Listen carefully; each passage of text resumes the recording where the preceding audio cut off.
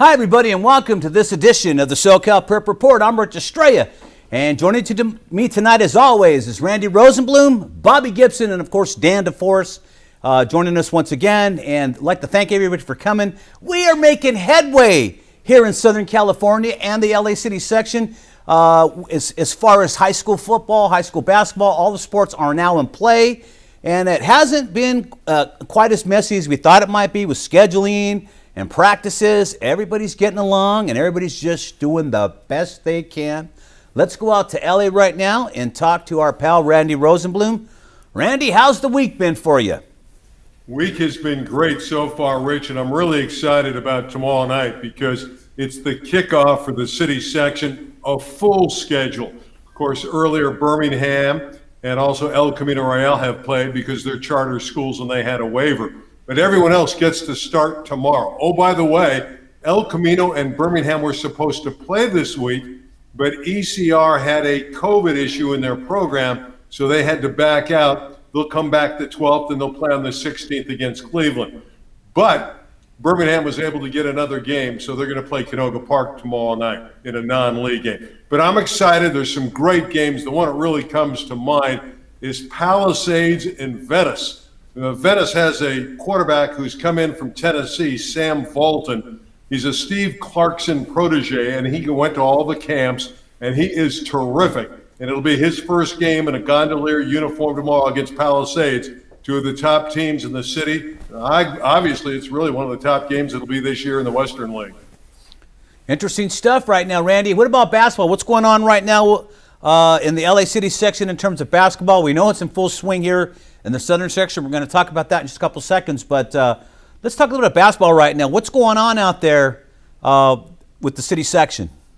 No decision. We have no indoor basketball at this point. Really? We're waiting on Superintendent Buechner to open the floodgates and let the kids come in and play. But as it stands right now, no indoor basketball for the time being. I think it's going to loosen up. I think we'll have boys and girls basketball in the city section, but it's not been written in ink right now. It hasn't been signed off on to this point.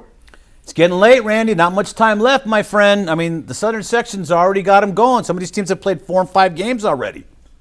Yeah, some of them, Damien played 9 games. Damien's already 9-0. Yeah, you're right, but it's going to be a quick schedule. But like the football, in the city section, they're only going to play 4 football games. If the basketball goes, maybe they'll play 15 games, 12 games.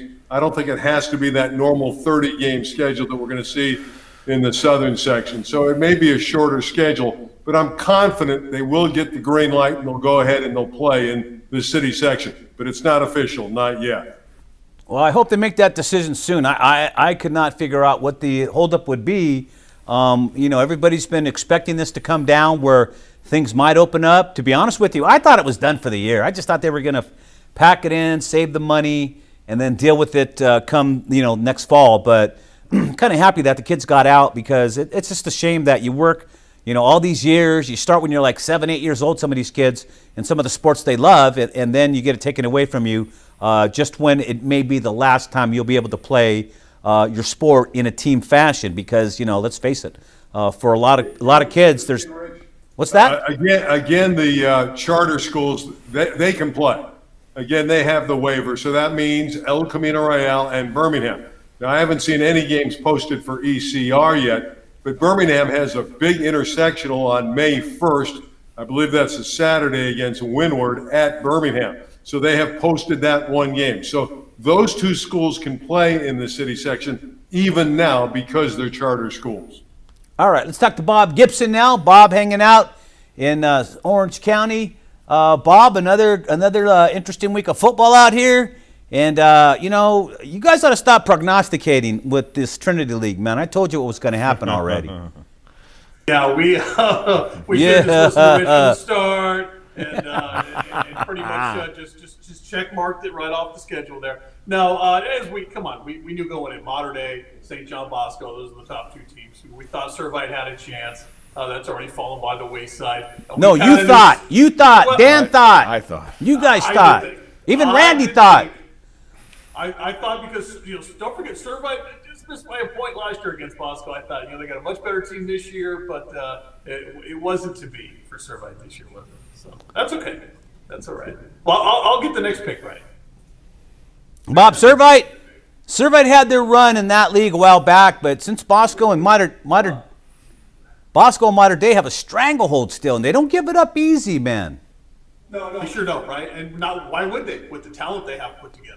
I mean, look at it. Even though both teams are working in younger quarterbacks in their first year, I mean, come on, the talent across the board is still just monumentally off the charts for both Bosco and Mater Dei, right? Nobody else can even come close to that. I mean, if you put Orange Lutheran or Servite would win any other league in Southern California besides the Trinity. Orange Lutheran probably may be the same, and even J. Sarah, Santa Margarita, these are really good football programs. But in the Trinity League, man, it's just a whole different world. They could win any other league anywhere, but not the Trinity, because that's how good Mater Dei and Bosco is. And I don't expect that to change anytime soon, right? The kids that are at the top of their game come to play at those two schools. And that's just the way it is right now.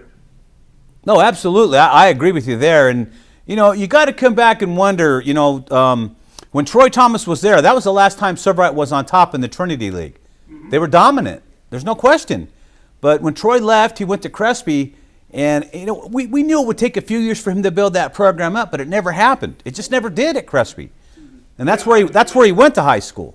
Now they take a chance, they bring him back to Servite, and now he's able to just somehow get an army together, and he's competitive. Might be another year before they can start saying, yeah, we're viable. We are a viable alternative to Mater Dei and Bosco. Matter of fact, we plan on beating those guys and winning a national championship. That could happen. And they've done it before, right? I mean, I think Sure. That's the point, which is why Servite brought Troy Thomas back. He went to his alma mater. It didn't work out at Crespi. They kind of mended some fences that maybe had been broken down a little bit. He came back to Servite, right? And everything's copacetic. But you're right. It's going to take a little bit of time to convince some of those kids that, hey, Servite's back, and we can make a run at those schools. But if you can start to turn some of those kids, right? Now, the kids who would think about Mater Dei or think about Bosco, or even maybe the leftover kids. I mean, what a term, right? Leftover kids. I mean, well, that's with tons of talent, but Sure. kids that may not have a place out of Mater Dei or may not have a place out of Bosco, right? Now they come into Servite. We know Troy Thomas can coach anybody up, right? I mean, he's just that kind of a special level of coach. So it's not going to be long before he's got that thing turned around. I really expect that to be really three teams battling it out. And how much more fun would that be to have a third team in the mix? We thought J. Sarah was going to get there. It didn't really happen for them, and that program's come back down now. But I think Servite's the program really on the come, in the Trinity. I think it's not going to be too much longer now. Well, let's be frank, Bob. Servite hasn't really done much in football since Troy Thomas left. Really hasn't. So it only makes sense they'd bring him back. No, you're totally right? I mean, they had a couple of head coaches in the interim, right? They had an ex-player come in as a head coach. They had a guy who was a longtime fixture in Orange County, right? Had won some at Corona Del Mar come over as the head coach. But those never really worked out for Servite. I mean, they weren't able to get that level of talent in there at the school. And let's face it, that's really the bottom line. You can have any coach you want anywhere, but you got to get the certain level of talent to compete at that level. I mean, let's face it, the Trinity League is like it's the biggest conference in America in high school. Let's face it, that's just the way it is. And you got to get the right kids in there. And I think Troy Thomas can attract those kids to come in. He needs the next Cody Fajardo. He needs the next Troy Nicholas, to come there. And I think he'll get him. Yeah, I remember when he first left, when he was negotiating to come back to Servite before he left for Crespi, Crespi offered him $4 million more a year. That's what happened. So finally, Servite got smart and they anteed up, Bob. So, Troy's getting an extra 10 a year now, 10 million or so. So, and it's showing on the field. So it was a good purchase. Bob's not even listening to this, is he? He got no idea, does he? He might be turning around. Oh, yeah. Okay, never mind. I mean, what do you think of that? That's a true statement, right, Dan? That was it was tens of millions of dollars on the table on that deal. I don't know if it was that, but I honestly think it was the difference maker is the offensive defensive line right there. And that's, the talent on the outside, the quarterback, everything is right there in place. They just need to get a little bigger, a little stronger. But is that talent, is that same talent not available in the Valley? I mean, where Crespi's at? Sanford and the Valley's big, man.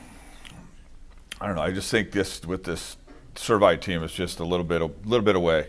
I really thought they were going to win. They didn't get blown out. They were a touchdown away in each game. So very good. What's up, Larry? You all right, man? Yeah. Okay. All right. No, I got you, but I hear you. But yeah, whatever the motivation was, Thomas is back. He's got his old formula back, and they're doing it. But they're about a year away now, guys. I think so. And you know what? For Bosco in modern day, it's going to work on them because now. Before they were running roughshod over that league. They were the bosses. They were in charge, no doubt. Now they have to worry about Servite. So instead of just having your eye pretty much on Bosco and Bosco on Mater Dei, now they got to keep their eye on 2, maybe 3 teams now. So it's going to get interesting in there. It's always good when there's a new dog on the block that's trying to take over your territory.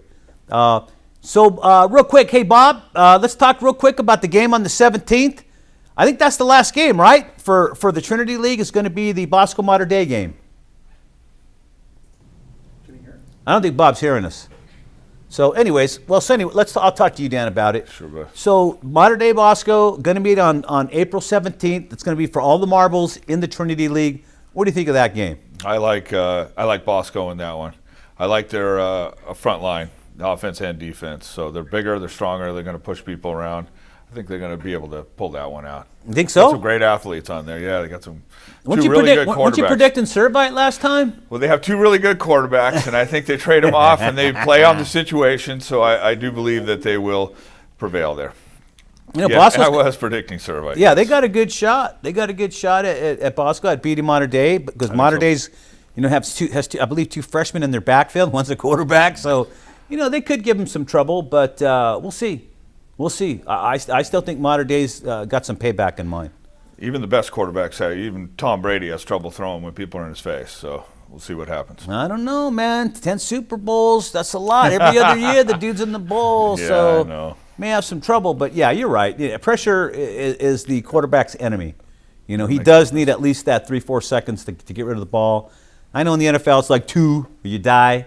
But, it is what it is. So, Dan, basketball game last night. Basketball game last night at Crean Lutheran. LA 36 were out there. And, it was pretty much our first production back since the COVID pandemic shut down high school sports. So, but, talking about choosing a game to produce on the heels of a pandemic, this was the game. These 2 schools had, young players. Both have a little bit of tradition going right now.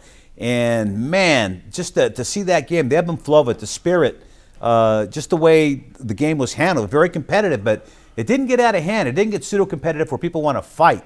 I mean, physical game, good game. Nobody got away with a big victory. Crean Lutheran kept chasing the Golden Hawks from El Dorado, chasing them, and finally I just think Crean Lutheran wore them down.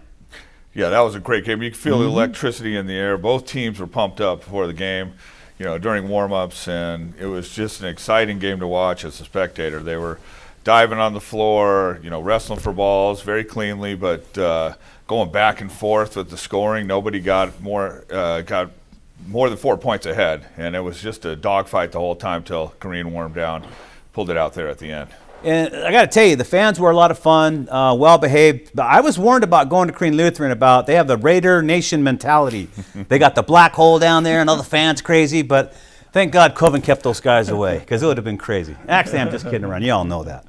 But yeah, it was just a great matchup, and we'll see what happens. A long way to go. I didn't realize there was that many more games to go. I thought it was going to be truncated like the football season is, where you're only playing 5 or 6 games max, and you're done.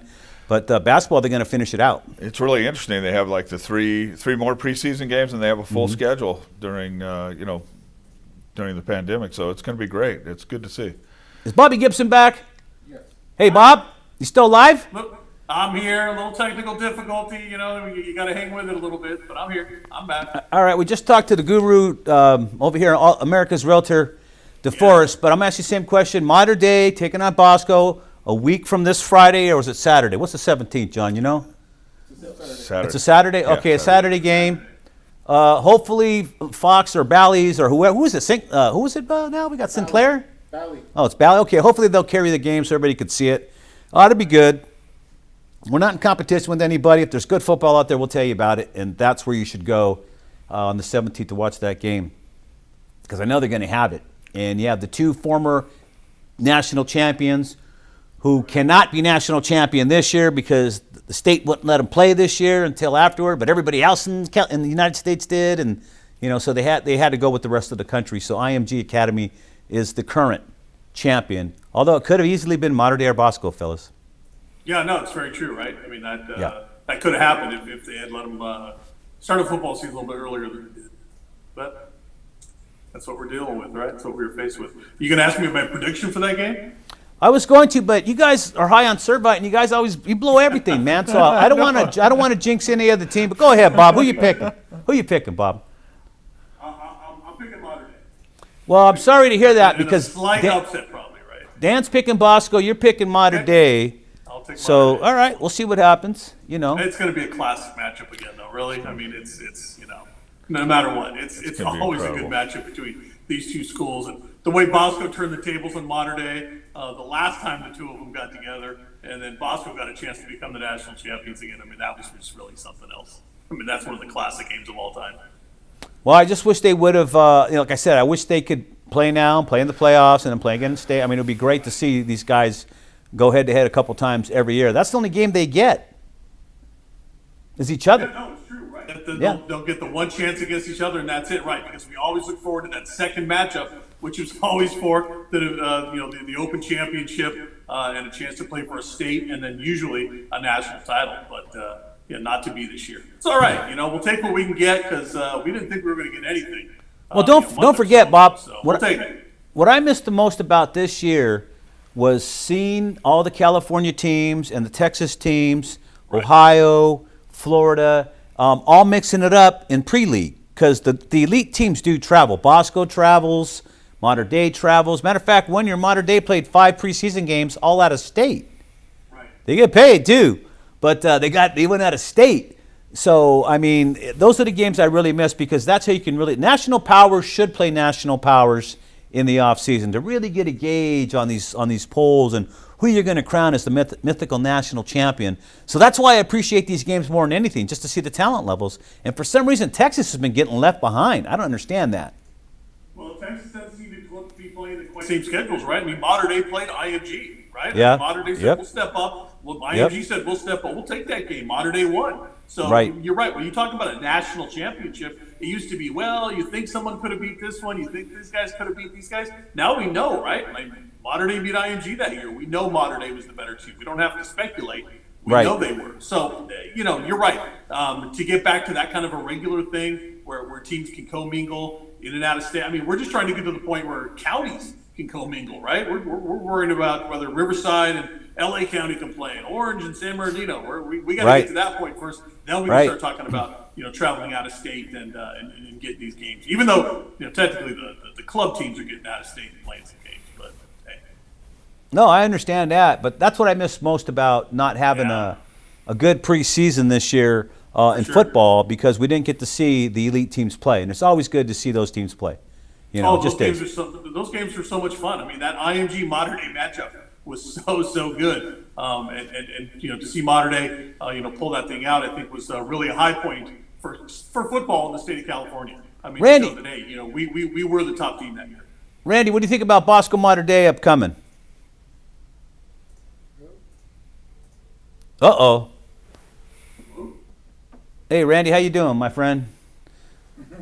Randy's saying he thinks, Bosco's got a good team. He's going with The Bosco. lip reader, DeForest is the lip reader, right? Yeah, I think he's saying Bosco's he's saying going to win Bosco. that Yeah, he's because of the front front line. offensive line, we can't hear and the defensive Randy. line. We're not hearing. I know, but He's very emphatic about that, too. Okay, let's do sign language. I wish I could do that. He's and do it saying effectively. Bosco, Yeah. 100%. Can't do that. I don't understand it. Write it on a piece of paper and hold it. Anyways, all right. Well, Randy usually has pretty good insight on those games. I don't think he was on. I'll try to help him out right now. Go ahead, continue. All right, he wasn't on the Servite bandwagon this year. Randy, you back? No. Okay, we'll get to him in a second. Go back to what I'm saying. We'll get to him in a second. All right, fellas. So, Bob, what's going on with baseball right now? We going to have a season, a regular season, or what's going on right now? What do you know, or do you know anything? We got tournament time going on down at J-Sarah. Don't forget the Boris Classic was wiped off the board. The good people at the Boris Corporation decided to shut that tournament down, and rightfully so. We didn't know what was going to happen at that point, and that tournament will definitely be back next year. They split that, don't forget, between Jay Serra and Modern Day. But Jay Serra and Modern Day both stepped up and said, hey, we still want to do some tournaments here. So, Brett Kay, who's one of the best guys you'll ever meet, loves high school baseball, the head coach of Jay Serra, he's always willing to step up. Don't forget, he's the guy that gave up his field to everybody a couple of years ago during all those bad rains and everything, and he said, hey, anybody wants to play, come play in my field, right? And he allowed that to happen. So he got these tournaments together. So we've been seeing the top talent, Harvard Westlake, Jay Serra, all these great teams across Southern California playing in this tournament. And like any baseball season, it's tough to know early on who the best teams are. You think you know who they are. There's some upsets. But that's kind of how baseball is, right? It doesn't always go to plan early on. But as you get down in the season, you really see that talent play out. Jay Serra, I still think, has some of the best talent around. Gabe Jump, who's going to be a first-round draft pick, pretty high in this next baseball draft coming up. Probably the best pitcher in Southern California this year. So Jay Serra is loaded again. And I still think they're going to be a force to be reckoned with. But you're right, when we talk about playoffs and all that and whether or not that's going to happen, but there's still so much top talent in Southern California. This is the place for baseball. It always has been, I think always will be. I like the way you disguised the Scott Boras Classic, which is really basically Scott Boras farming for new clients, and you know it's the truth, right? Every year he throws that classic, and it's another $40 million in contracts come the fall, and it's from the 4 years prior. But that's why he throws this classic. So there's stop no acting like he's baseball. doing it because he's like a DeForest kind of guy that's just getting the word out to the community. He ain't farming for nobody. DeForest doesn't. We know why Boras does this classic. I like you, Bob. There's a shortage of young baseball players who want to sign with the Boras Corporation, who are represented by Scott Boras, because guess what? He gets his clients top dollar each and every time. Even when you think his clients aren't going to get big money, they end up getting big money. That's why Scott Boras is the best of them. It is what it is, man. Every general manager in baseball hates him. Right? And they should, right? Yeah, Right? Yeah, they do. They hate this guy. Absolutely. He destroys always teams. walks away as the winner of these deals, right? You think, oh man, they're going to put their foot down. They're not going to let Boras win this one, and he does anyway. Yeah, he always does. wins the negotiation. He's just that good, and he's a good guy too. I mean, that tournament they put on is always top notch, and it always brings the best talent, and it's so much fun. So when we get back to normalcy, quote unquote, we'll be able to have, and I think baseball and softball are two of the sports that are obviously able to come back quicker than some of the other close contact sports. Do you think Scott Boras is going to invite Sisters of the South to that tournament, Bob? Come on, brother. No, top talent that gets invited to that one. The top teams in Southern California only, please. And don't forget, It's there's shameful. Arizona It's portion. shameful. An agent should not be throwing a tournament for amateurs. That should never happen. Well, Shouldn't it's separate, happen. right? It's separate. It's sponsored by the Boras Corporation. But it's Whatever, I think Bob. it's a good thing because it Bob, you know what? showcases Go talent. get a White House correspondent job for the Hey, president. hey, Live for him, all right? Believe me, I'm not Spin City. I'm not minded for a This is a job for smooth criminal talker. or anything like that. But yeah, it's good to have more opportunities to have young men on the baseball field and showing their talent. And when you can get the top teams together like that, playing each other, that's what everybody wants to see. You want to see the best against the best. You want to see that Orange Lutheran La Mirada matchup we had last year before COVID shut everything down. That's what everybody wanted to see. We got that matchup. We got those top two pitchers that pitched in that one, and that was a lot of fun. But those are the kind of matchups you want to see. All right, we'd like to thank Barrister Bob Gibson for the Boras Classic for coming on the air with us tonight. Bob, that's some of your best BS yet, brother. I'm down with you, brother. Thank you very much. Let's get back to Randy now. Hey, Randy, we're sorry about that. Listen, we're sitting here just kicking back, talking. I don't know what's going on with the audio, but we left you off at Bosco Mater Dei. What are your thoughts on that game coming up in 2 weeks?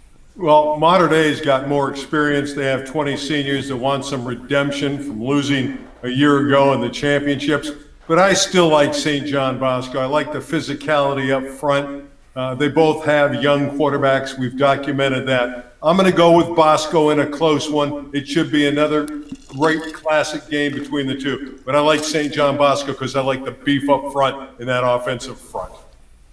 All right. You know what? When we couldn't hear you, but you were talking, DeForest read your lips perfectly. That's exactly what you done. That's exactly what he Dan and said. I are in sync. We're in sync. We're simpatico. Yeah, Good. I couldn't believe it. He was going word for word. It's good. We're telegraphic, telepathic. We'll tell everything. My God. All right. Well, I think that's good. I just brought the showdown right there. I'm sorry, Nice. fellas. Thank We're, you. Really quick. we're at the end Guys, of the what line. about Norco beating Corona Yes. Centennial? Well, Yeah, right. we got. Wow. We could go an extra minute to talk about that. Was that a great game or what, Oh, fellas? yeah. Right down to the Incredible. last play, just about, pretty much. It was That was fantastic. It was two heavyweights going at it. Norco jumped out to a pretty good lead, but Centennial came right back and forth, kept swinging. Couple of turnovers late in the game. I mean, the game would have, Corona Centennial would have won that game if they would have capitalized on that turnover. Instead, on the, what was it, a long pass or a punt or something, they fumble at the goal line. Right, And Norco got the ball back and scored, and that was pretty much lights out, baby. Incredible. But I like the way Centennial came right back with a 2,000-yard touchdown pass. I mean, that ball was like 70 yards, but it was just beautiful. The kid took off, and it was gone, man. Centennial got the money back right on the next play. But that game, you were tired at the end. 38-36 game, fellas. Unbelievable game. Yeah, it was a 57-game winning streak in the Big Eight for Corona 57. Centennial, and that gets snapped. I think the real storyline there is the quarterback of Norco, Kyle Crum, is a transfer from Corona Centennial. He had over 100 yards rushing. He threw the ball effectively when he needed to. 260 So he comes back to haunt his old school and snap their winning streak. Yeah, it happens, man. It's kind of like any other school. When you have too much talent at one school, they have to bleed out. They have to go somewhere else. I tell athletes all the time when they ask if they should go to this school or that school because they're a football school or basketball. I always tell them, no, go to the local school. You know, you'll get better by playing with guys that aren't all stars, like a modern day team or something like that, where they recruit. They've got every all-star kid everywhere. They got all the height. They got 6'3" guards and stuff like that. But what do you really learn when you pass the ball to another all-star? Oftentimes, that's just a black hole. You're never going to get it back. So you learn a little bit more when you have you might lose a few games, but so what?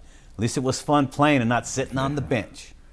Yeah. You know? So you want to be the 7th or 8th guy down the bench at modern day, or you want to be the Starter. And yeah, right. At John I mean, Glenn. that's, Heck yeah. All day. Sometimes that's the decision they have to make, and I get it. It's got to be an honor to wear that modern day or Bosco or Centennial uniform and take the field. I'm sure that's a lot of fun, but man, don't you want to play and get that chance? Absolutely. Yeah, I'd rather play, man. All right, guys, we're about out of time. Randy, got anything to say on the way out? Yeah, I'm looking forward to Jacob Galloway, the great running back at Banning. He starts off against Kennedy of Granada Hills. I think he's got a chance, Galloway. He's this good to rush for 1,000 yards in the 4 games that they play. All right. Bob, we got a minute. You guys are talking about that Lutheran El Dorado game we did when I was off, when they had the technical difficulty. I just want to shout out to both teams really quick. They got a standing ovation from the crowd at the end. They both deserved it. They both played a heck of a game. Those are 2 very good girls basketball teams here in Southern California.